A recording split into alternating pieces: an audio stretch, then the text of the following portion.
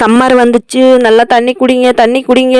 Body heat ஆகாமல் பார்த்துக்கோங்க. முடி வேணுமா, நல்லா முடி அடர்த்தியாக வேணும்னா நல்லா தண்ணி குடிங்க. இல்லாட்டி முடி ஆயில் அப்ளை பண்ணுறப்போ அதனால நம்ம ஃபேஸில் பிம்பிள்ஸ் வரலாம். இல்லை நம்ம டயர்ட்னஸ், நம்ம ட்ரெஸ்ஸால் மூஞ்சியில் பிம்பிள்ஸ் வரலாம், டஸ்ட்டால் மூஞ்சியில் பிம்பிள்ஸ் வரலாம். எல்லாத்துக்குமே நல்லா தண்ணியை ஊற்றி வச்சு நல்லா குடிங்க.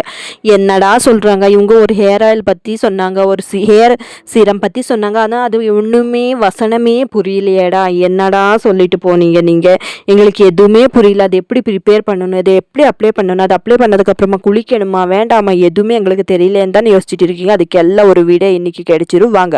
ஃபஸ்ட்டு நான் ஒரு ஸ்பூன் வெந்தயம் எடுத்திருக்கேன். அதே ஸ்பூனில் ரோஸ்மேரி, அதே ஸ்பூனில் ஃப்ளாக்ஸ் சீடு சியா சீடு ரெண்டும் ஒன்று தான். அதை எடுத்திருக்கேன். ஆல்ரெடி ஃப்ளாக்ஸ் சீடு அந்த முடியறதுக்காச்சு நான் இந்த பாட்டில் தான் அமேசானில் இன்னும் ஆர்டர் பண்ணி நான் வாங்கியிருந்தேன். இப்போ அதுவும் முடியறதுக்காச்சு அது மூணுமே போட்டு ஃப்ளாக்ஸ் சீடு, ரோஸ்மெரி, வெந்தயம் மூணுமே ஒரு ஸ்பூன் எடுத்திருக்கேன். நம்ம எந்த கப்பில் தண்ணி எடுக்கிறோமோ அது பகுதி வர வரைக்கும் நல்லா பாயில் பண்ணிக்கணும். இப்போ நம்ம கேஸில் வச்சு நல்லா பாயில் பண்ணிக்கலாம். அது நல்லா பாயில் ஆகிட்டே இருக்கட்டும். அப்பப்போ ஸ்பூன் போட்டு அப்பப்போ மிக்ஸ் பண்ணிகிட்டே இருக்கணும், இல்லாட்டி பொங்கி மேலே வந்துடும். பின்ன இது பண்ணுறப்ப நீங்கள் சிம்மிலே வச்சுக்கோங்க. கேஸ் சிம்மில் வச்சுட்டே செய்யுங்க. எதுக்குன்னா பொங்கி மேலே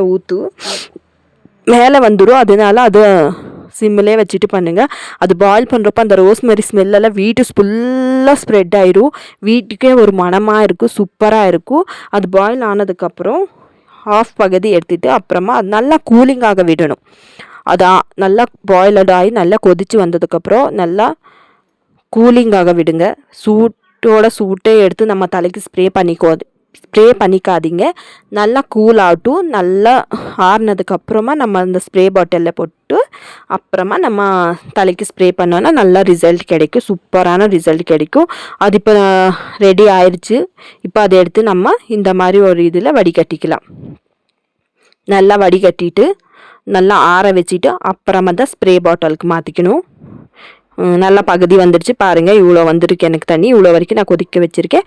இப்போ நமக்கு ஸ்ப்ரே பாட்டில் ரெடி ஆகிடுச்சு. சீரம் ரெடி ஆகிடுச்சு. இப்போ நம்ம முடிக்க அப்ளை பண்ணிக்கலாம். இந்த ஆயில், இந்த சீரம் யூஸ் பண்ணதுக்கப்புறம் என் முடி நல்லாவே ஷைனிங்காக இருக்குங்க. சூப்பர் க்ரோத்தும் இருக்குது பாருங்கள். நான் உங்களுக்கு என் முடி எனக்கு ரொம்பவே பிடிக்குங்க. சூப்பர் செல்லா குட்டி என்னோடது. இப்போ நம்ம அந்த ஏர் சீரமாக தலைக்கு அப்ளை பண்ணிக்கலாம். உங்களுக்கு எங்கெங்கெல்லாம் தலையில் முடி இல்லையோ அங்கெல்லாம் இந்த சீரம் நல்லா ஸ்ப்ரே பண்ணிக்கோங்க. ஸ்ப்ரே பண்ணதுக்கப்புறம் நைல்ஸால் நம்ம முடியை மசாஜ் பண்ணக்கூடாது. அது டேமேஜ் ஆயிரும் ஸ்கேல்பில். அதனால நம்ம விரலால் தான் அந்த நல்லா மசாஜ் கொடுக்கணும். நல்லா ஸ்ப்ரே பண்ணிக்கோங்க. அந்த முடியோட அடிமுடிக்கும் நல்லா ஸ்ப்ரே பண்ணிக்கோங்க. ஏன்னா அங்கே தான் ஸ்ப்ளிட் ஏர் வரும். அடிமுடியில் தான் நல்லா ஸ்ப்ளிட் ஏர்ஸ் வரும். அங்கே நல்லா ஸ்ப்ரே பண்ணிவிட்டு நல்லா நம்ம நைல்ஸால் பண்ணாதீங்க. நம்ம விரலால் நைல்ஸால் நம்ம எப்போவுமே மசாஜ் கொடுக்கக்கூடாது. நல்லா நம்ம விரலால் இந்த மாதிரி நல்லா மசாஜ் கொடுத்துக்கிட்டீங்கன்னா போதும். இல்லை நாங்கள் ஒர்க்கு போகிறோம், ரொம்ப பிஸியாக இருக்கோன்னா நீங்கள் வீக்லி 3 டைம் இல்லை வீக்லி 2 டைம் ஆகுது இந்த ஹேர் ஆயில் அப்ளை பண்ணுங்க. இந்த ஸ்ப்ரே சீரம் அப்ளை பண்ணிட்டு வந்தீங்கன்னா நல்லா முடி க்ரோத் கிடைக்கும். வெள்ளை முடி இருக்காது, ஸ்ப்ளிட் ஹேர் இருக்காது, டேண்ட்ரஃப் இருக்காது, எதுவுமே பிரச்சனை இருக்காது. சூப்பராக ஹேர் க்ரோத் ஆகும். அப்புறமா இந்த சீரம் யூஸ் பண்ணுறப்போ ஆயில் யூஸ் பண்ணாதீங்க. ஆயில் யூஸ் பண்ணுறப்போ இந்த சீரம் யூஸ் பண்ணாதீங்க.